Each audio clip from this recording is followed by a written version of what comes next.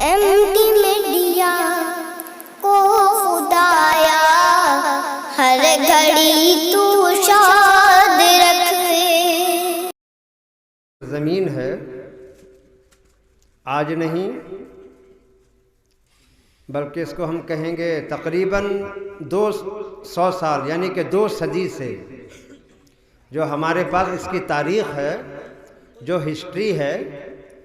یہ تقریباً 2 صدی سے لینگویج، ہمارے جو کلچر، ہماری زبان، مذہب، تمدن، تہذیب اور بھی بہت سارے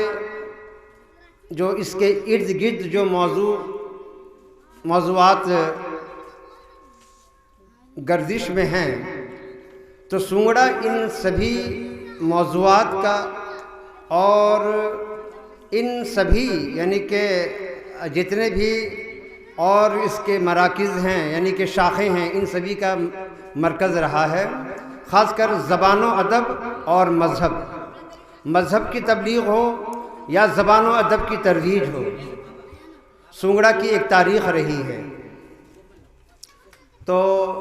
یہاں پہ مشاعرے ہوا کرتے ہیں، بلکہ ایک زمانے تک ہمارے آباء و اجداد نے، ہمارے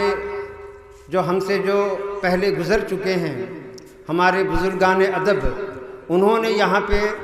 ادب کی محفلوں کو زندہ رکھا، زبان و ادب کی ترویج و اشاعت کی، لیکن مدتوں یہ سلسلہ بند رہا۔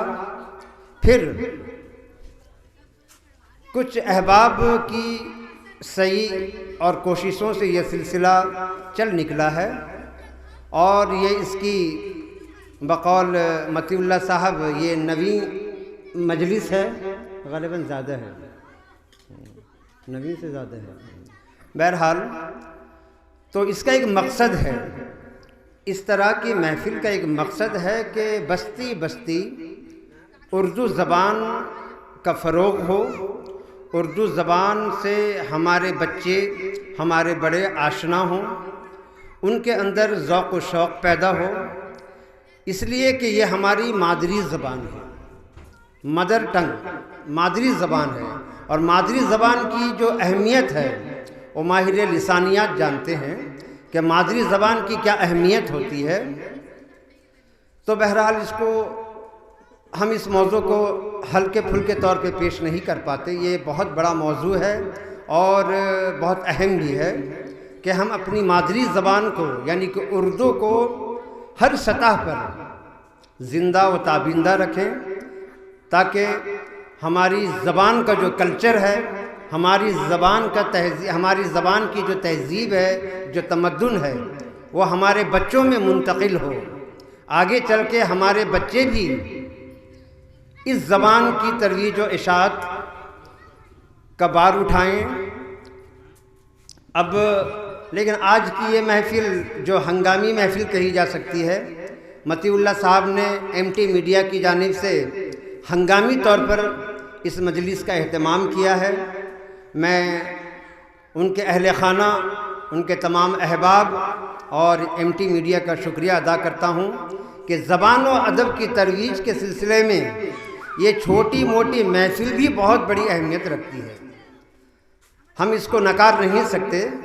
یا ہم اس کو نظر انداز نہیں کر سکتے کہ آج کی اس محفل میں کود کے کوئی یعنی کہ بعض حضرات نظر نہیں آتے، لیکن پھر بھی اس محفل کی بہت بڑی اہمیت ہے۔ تو بہرحال اب اس مشاعرے کا سلسلہ آگے بڑھے گا۔ ہمارے درمیان میرے برادر عزیز مولانا زعیم صاحب مد ظلہ العالی، زعیم الاسلام صاحب قاسمی تشریف فرما ہیں۔ میں ان سے درخواست کروں گا کہ وہ سلسلے کو آگے بڑھائیں اور زبان و ادب کی اہمیت اور اس کے تعلق سے بھی چند باتیں پیش کریں، تاکہ ہماری نسلوں تک یہ بات پہنچیں اور ہماری جو موجودہ نسل ہے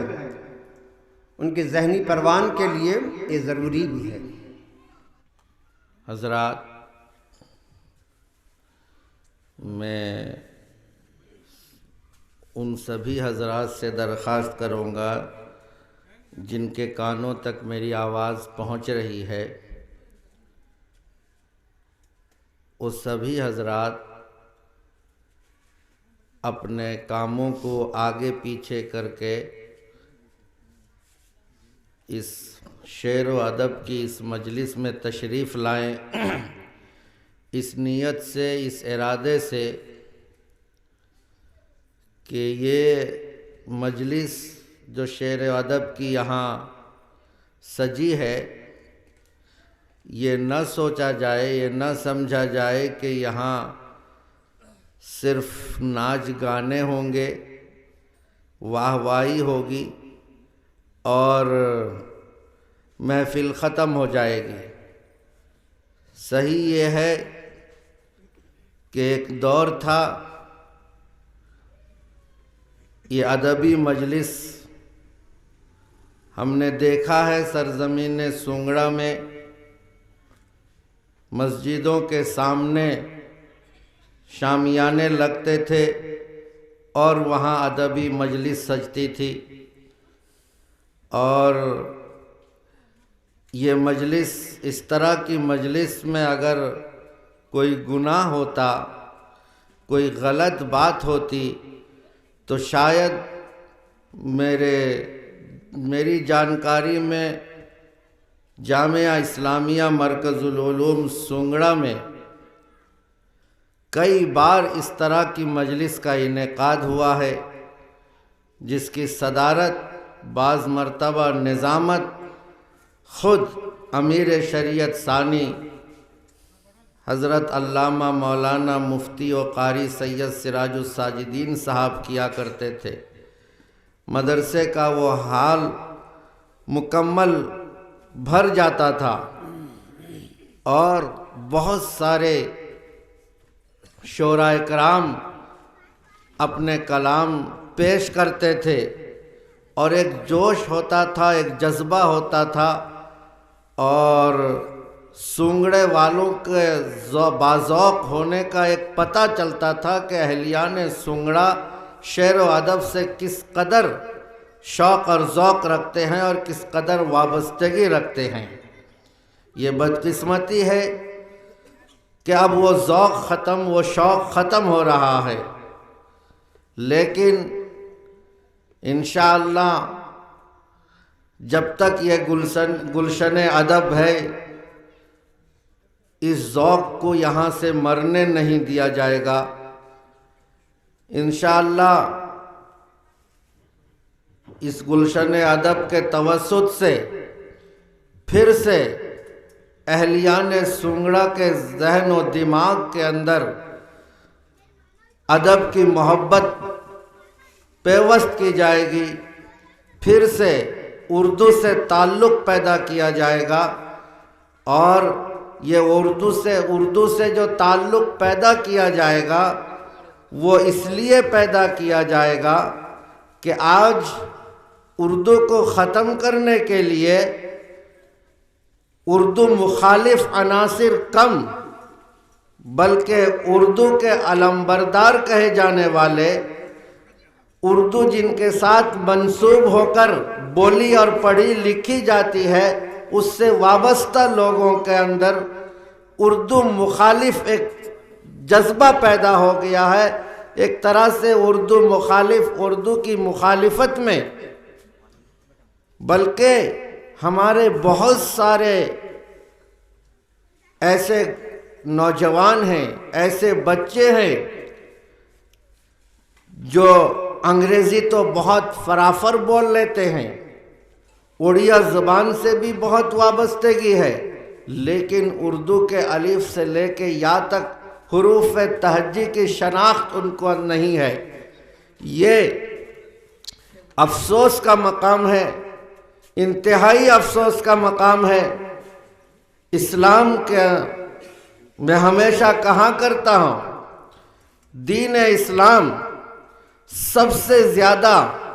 عربی کے بعد جس زبان میں منتقل ہوا ہے وہ اردو زبان ہے۔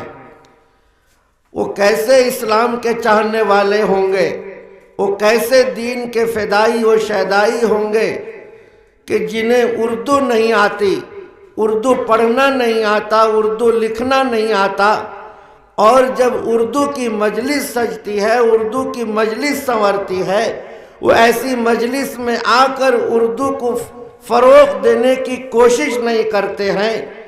تو ایسے لوگوں کے ساتھ، ایسے لوگوں سے کیسے ہم مطمئن ہو سکتے ہیں کہ یہ واقعتاً دین اسلام کے بڑے شیدا ہیں؟ میرے بھائیوں، اگر اردو مٹ گئی تو یاد رکھیے دین اسلام کا ایک بڑا ذخیرہ مٹ جائے گا۔